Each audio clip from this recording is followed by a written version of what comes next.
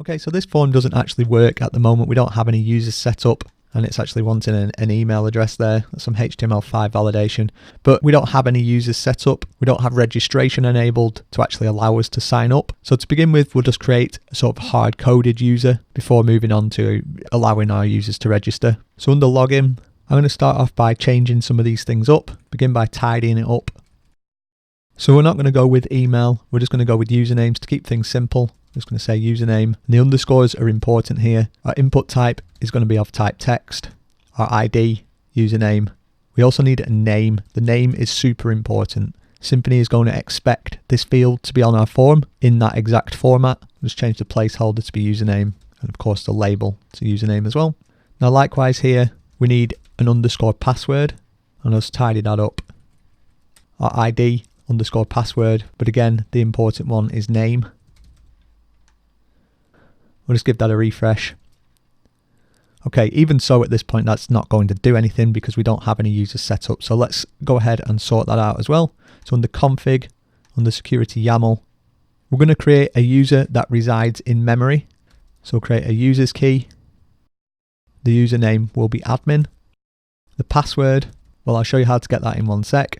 And when this user logs in, you can have the role of role admin. Now I just want the password to be admin. But in order to get that, we need to generate a password. Unfortunately, Symfony provides a command line tool for this. So we do a PHP bin console. You can see we've got security, encode password. So we'll do security, encode password. And then we need to give it the password that we want to encode. So I'm just going to have it as admin. And this message is actually more helpful than you would think. It's telling us that we need to define a password encoder for users of type security core user. So let's jump under here and add in an encoders key with the entry that it's just given us. And we'll tell it to use the algorithm here of bcrypt. Now let's go back and try again. Pretty cool. All we need to do now is just copy out that long string and paste it under our password key. So let's take another look at our form. Let's give that a refresh. In fact, we'll close down some of these things. I'll do a view page source. You can see right now this form doesn't really know where to submit back to. So let's go into our login HTML twig. Under the form, we'll set the action for this form. And we'll use another one of these functions provided by the Symfony framework. This time we'll use path.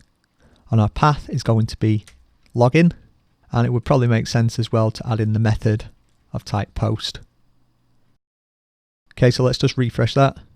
You can see, because we're in app dev, it's popped on the app dev path. But if it was in production, of course, it would just be /login.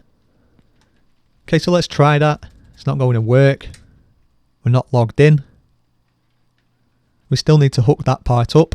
So again, back in security.yml, under the firewall main, I'm going to now set a pattern for this firewall to match anything starting with a /. I'm going to set a provider key to be our in-memory provider. It's just that one. So that's where it knows to look for our users. We're going to set up a form login, which has the login path of login and the check path also of login.